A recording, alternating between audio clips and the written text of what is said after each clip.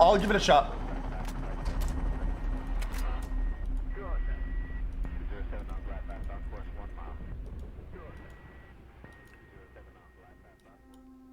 On the 15th of January 2011, the South Korean operated chemical tanker Samho Jewelry was making passage through the Arabian Sea on its way to Sri Lanka. It had begun its journey several days earlier when it had departed the port of Abu Dhabi in the United Arab Emirates. Transiting through the Strait of Hormuz and the Gulf of Oman, the tanker and a 21-man I like when there's visuals. Sea.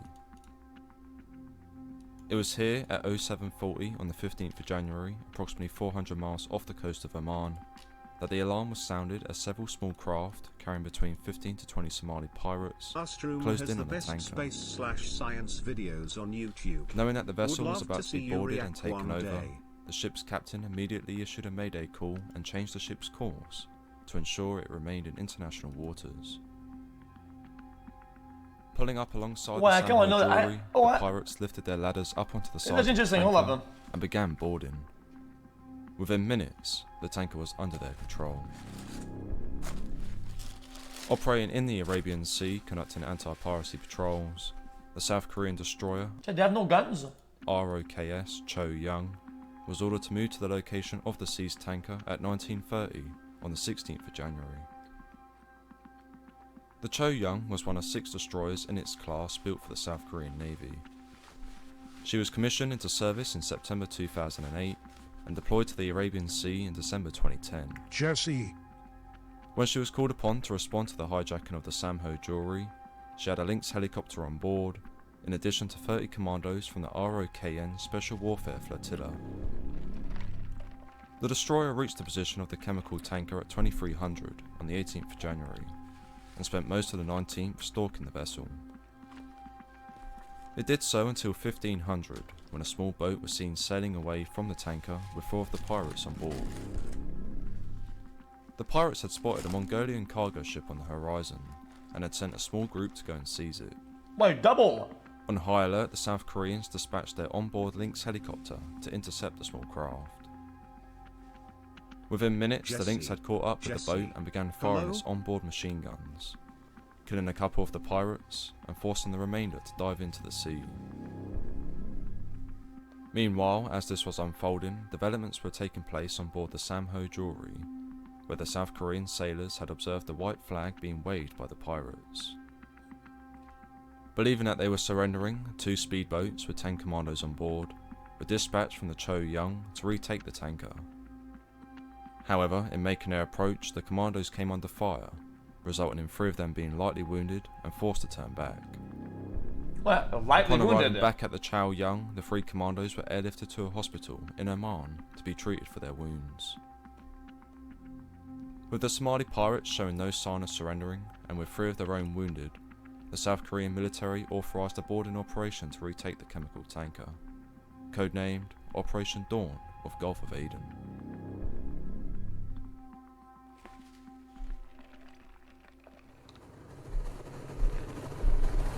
That's crazy that the original footage is kind of crazy. Just before 0500 on the morning of the 21st of January 2011, 3 boats carrying 21 South Korean commandos began approaching the Samho Jewelry from its rear. Wait, was that bullets? Providing fire support to the operation were the Cho Young and a Lynx helicopter, which both laid down covering fire onto the bridge of the tanker to suppress the Somali pirates. Jesus, this is crazy!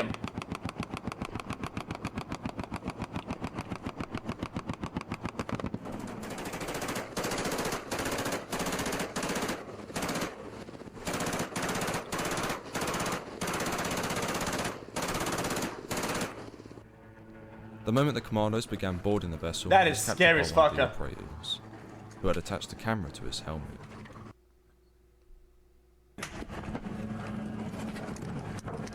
I mean, not really, bro. They're literally boarding, fucking going straight through the fucking main dock, whatever the fuck this is. What if some guys on high ground just fucking start stabbing it?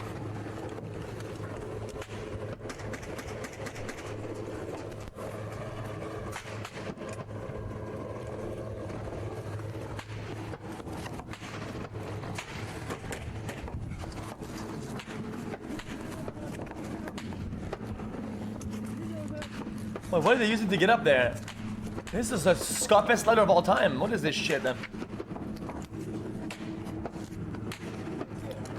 Oh damn! Is that a portable ladder? That shit's hard!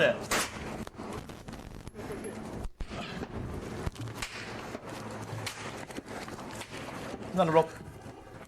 Unfortunately, the helmet cam footage ends there, but over the next 4.5 hours the commando teams carried out a thorough search of the tanker to isolate the threat, before assembling to storm its bridge at approximately 09:30. The footage on screen now was filmed from the Cho Young, and from it we can see the two commando teams involved in the final assault.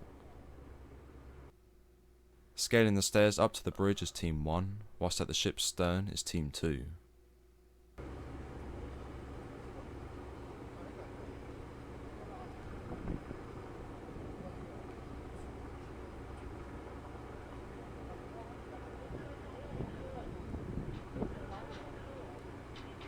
Chat, I thought they used like flashes and whatnot and stuns for this type of operation.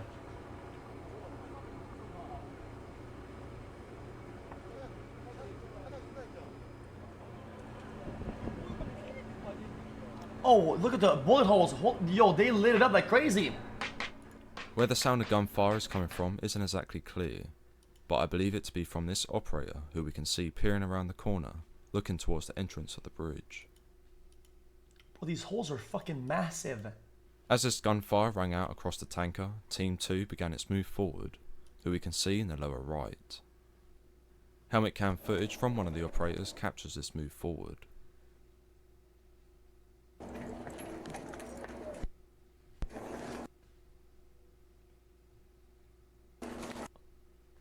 What kind of guns are they using for this type of MP5?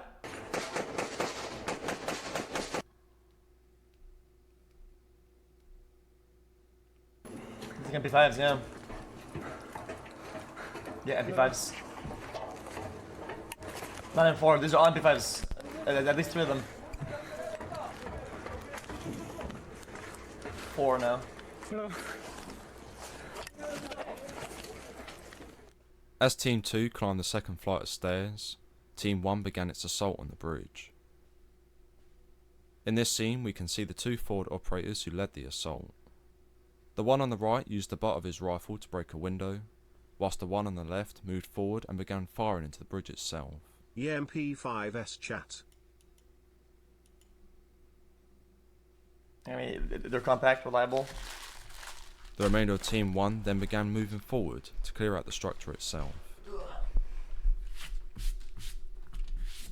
Unfortunately, the footage from the Cho Young ends there, but the helmet cam captured the moment Team 1 began its assault, as gunfire rings out across the area.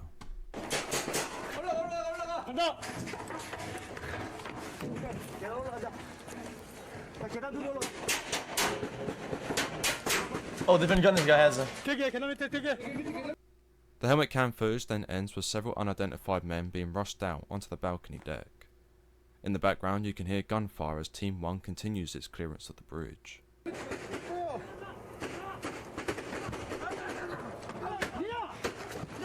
Stop!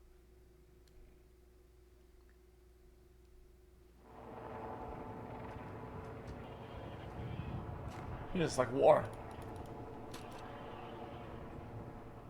By 09:56 on the 21st of January 2011, the South Korean commandos had retaken the chemical tanker, killing a total of 8 pirates and taking a further 5 prisoner. In contrast, the commandos suffered no casualties, with only the tanker's captain being wounded when he was shot in the stomach by one of the pirates.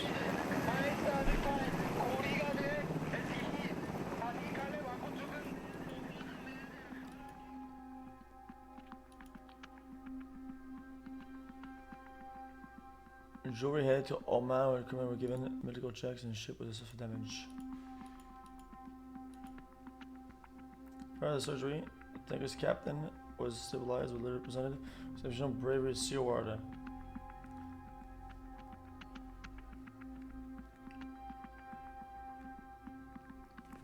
That should be nice.